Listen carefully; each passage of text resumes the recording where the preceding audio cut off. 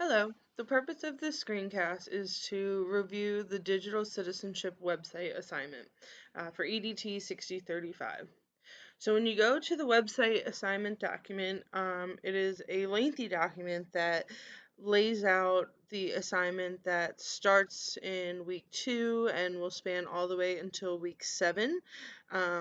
It kind of rolls out in a nice progression where you do a page and then it's due typically 2 weeks later for most of the web pages. So the first page of this document goes over general information about web page development. We understand that, there may not be graphic designers in this room, and the platform that we suggest, which is Weebly, you don't have to use Weebly, but it is pretty user friendly. They do have, a lot of suggestions for templates and themes and things like that. However, you do want to consider these basic, um, you know, considerations for the website development, including usability and utility. So thinking about, the idea that people can navigate around your website pretty easily. User control and interaction. So again, having things with a defined structure, visual clues, easily recognizable links, and things you'll want to consider too are accessibility. So be very mindful about your font types and sizes, colors especially. There may be people reading your website with color blindness, so you always want to avoid having colors be the only distinction for, emphasis, things like that. And then visual literacy, which I've kind of already touched on, but positioning of things, color, contrast, size, design elements, and space.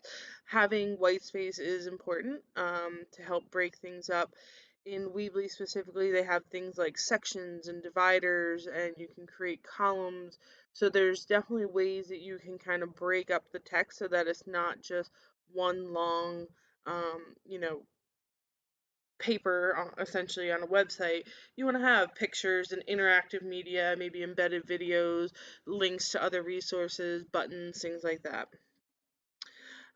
And there are some questions for self-evaluation. That way, before you turn in your website, go back to these pages and just think about it. Are the links and embedded objects working appropriately? Is the font readable, consistent, attractive, things like that. Um, while you may want to spice things up, you want to be careful not to use too many different font sizes and colors. You want to try to keep it to maybe two, max three, that sort of thing. Then the next page goes into the website itself and how you get started. You're going to create a website with 5 pages: the home page, content page A, digital access content page B, and references.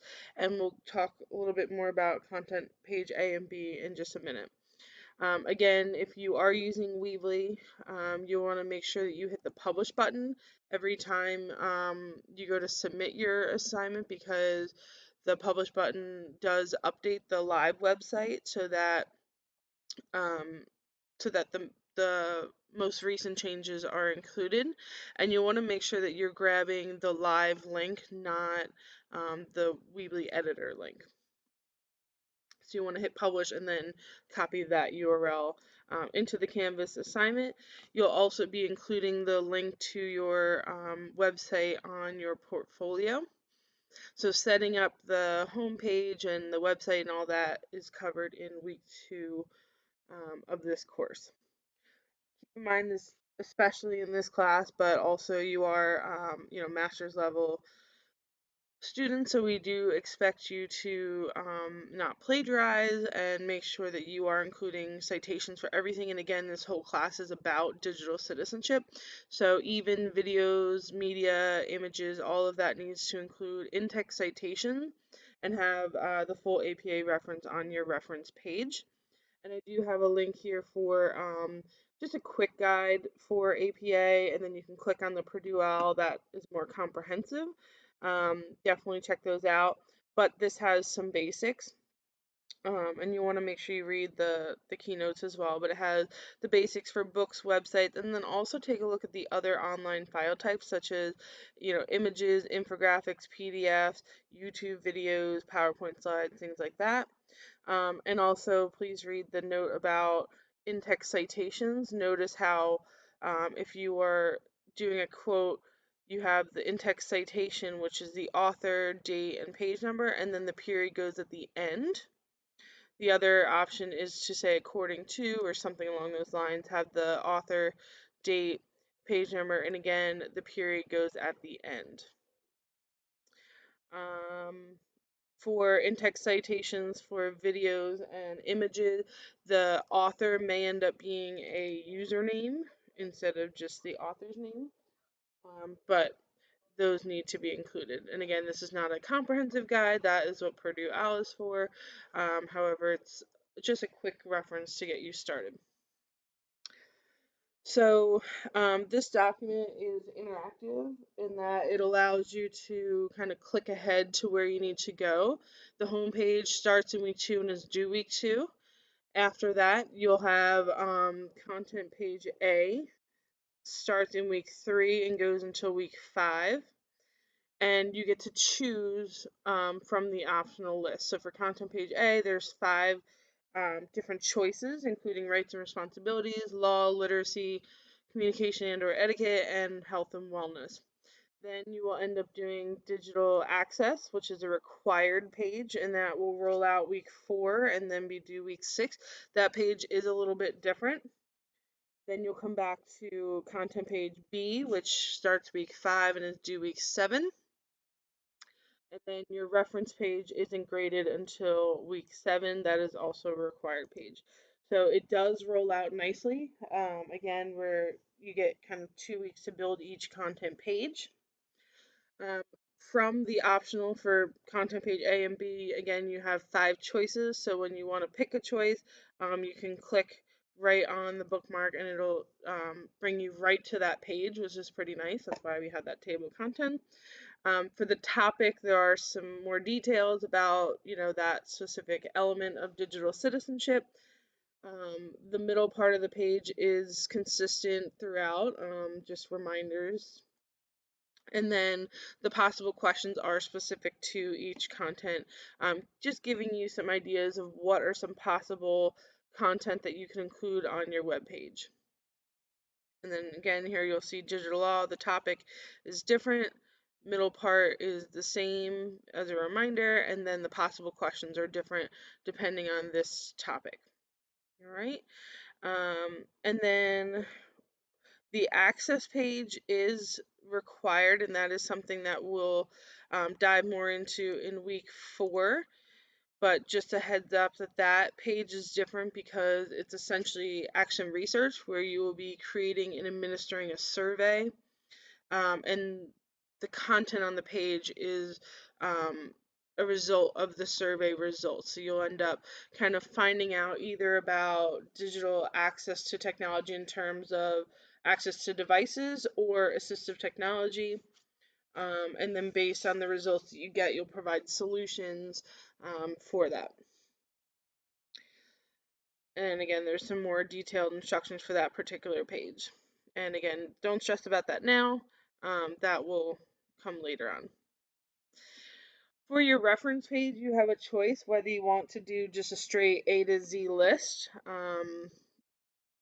all of your pages combined, or if you want to break it up by page, that is fine too. So meaning home page, list all your references, digital responsibilities, list all your references. Either one is your choice, as long as everything is there. Keep in mind that it still needs to be in proper APA. Weebly can be a little funky to get the indentation. We recommend, using spaces to get that indentation. You can always do it in a Word document and then copy and paste later on. And then at the end of this document are rubrics. So the 3 middle pages have a web page rubric. Actually, that includes the home page as well. So the home page, content page A, access, content page B, those will be using this web page rubric. And then at the end in week 7, there'll also be an a general rubric for the overall website, that will include things like the navigation, general, aesthetics, scholarly writing, Creative Commons, which is a mini assignment that will roll out in one of the weeks and be added, and then the reference page and APA. And then we have our reference pages. At the top of this document, there is a link to an example. So this is a website that takes all of the information from that document and kind of just breaks it up by page. So here's the home page, here's the directions for the home page. And the Creative Commons license is in week 3. And then same thing for content page A, a reminder of your choices, digital access, it goes into those details, that is the required page. Content page B has your options, references, and then here are some student samples too.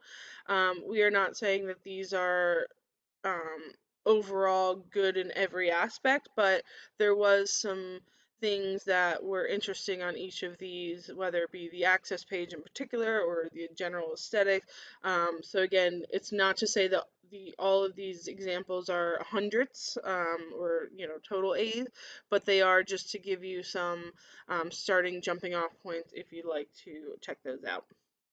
If you have any questions, please let your instructor know, and we hope you enjoy this assignment and getting the chance to be creative and not necessarily cookie cutter, using that, creativity and getting a chance to learn the skills of building a website.